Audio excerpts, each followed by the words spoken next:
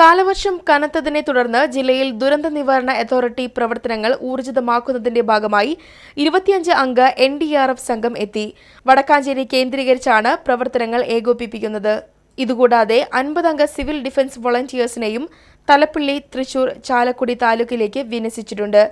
ജില്ലാ കളക്ടർ അർജുൻ പാണ്ഡിന്റെ അധ്യക്ഷതയിൽ ഓൺലൈനായി ജില്ലാ ദുരന്ത നിവാരണ അതോറിറ്റി യോഗം ചേർന്ന് സ്ഥിതിഗതികൾ വിലയിരുത്തി. ജില്ലാ panchayat president VS Prince, ADM T Murali, ജില്ലാതല ഉദ്യോഗസ്ഥർ പങ്കെടുത്തു.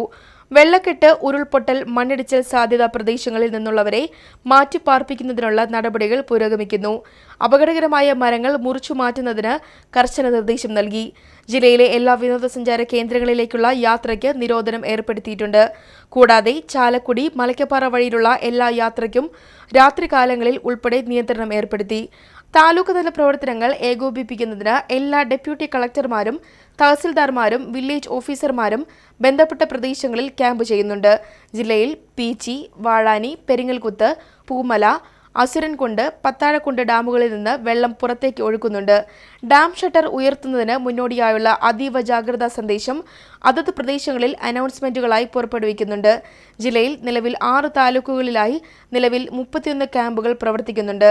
299 കുടുംബങ്ങളിലെ 1042 പേരാണുള്ളത്.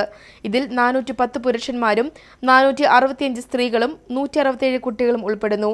ചാലക്കുടി 4, മുകുന്ദപുരം 2, തൃശൂർ 7, തലപ്പള്ളി 12, ചാവക്കാട് 1, കുന്നംകുളം 5 എന്നിങ്ങനെയാണ് വിവിധ താലൂക്കുകളിലായി പ്രവർത്തിക്കുന്ന ക്യാമ്പുകളുടെ എണ്ണം.